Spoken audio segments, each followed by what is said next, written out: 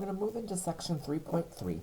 We're skipping 3.2 for the moment because to me it makes more sense to do at the end of this chapter, and 3.3 is kind of continuing the story from 3.1.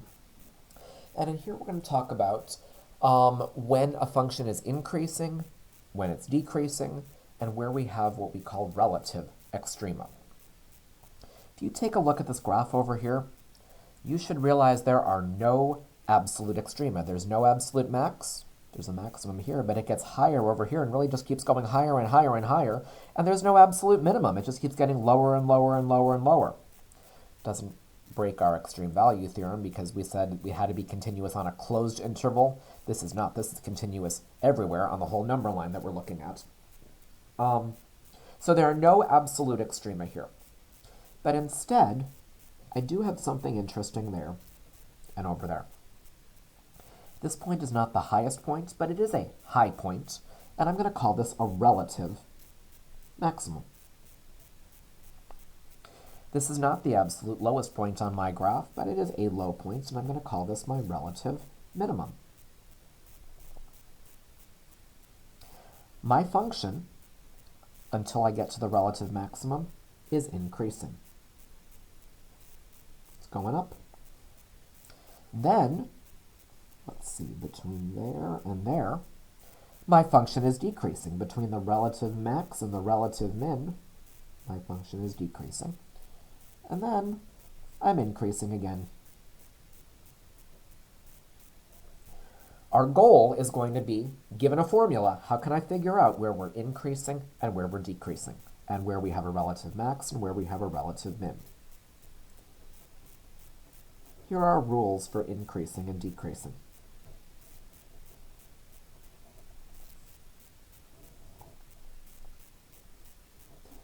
F is increasing, where f prime, the derivative, is,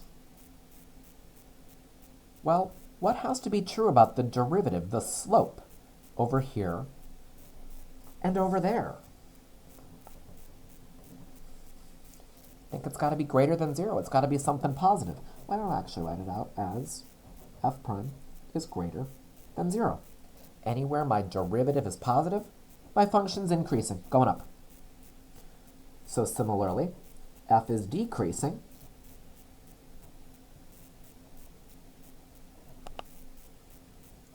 where f prime is negative, is less than 0.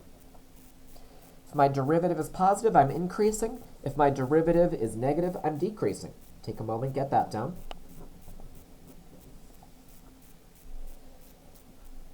As for relative extrema, relative maxes and relative mins, to find these, we're going to use something that we call the first derivative test.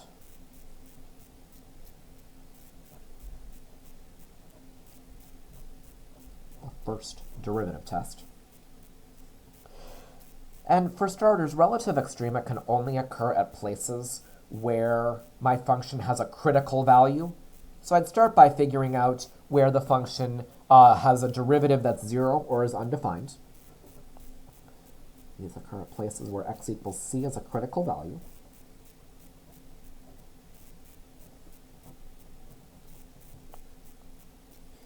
And then f has a relative max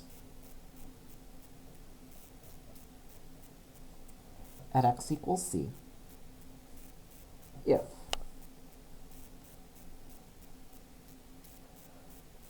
I have a relative maximum where my function changes from increasing to decreasing, which means my derivative f prime changes from positive to negative there.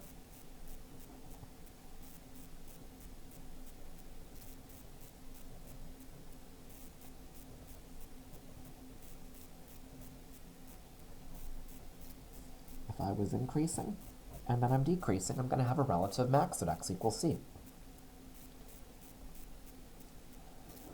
Similarly, f has a relative min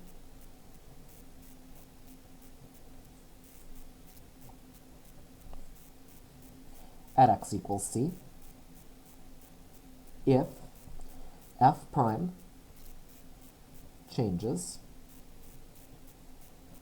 from negative to positive. There.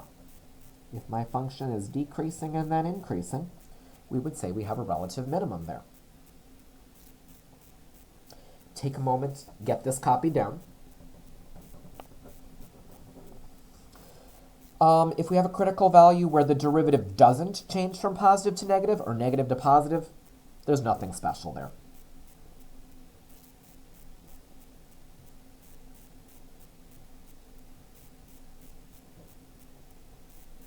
And in the next video, we're going to start applying these to some actual functions, and we'll figure out if I give you a formula, where's that function increasing, where is it decreasing, coordinates of the relative extrema, and all that good stuff.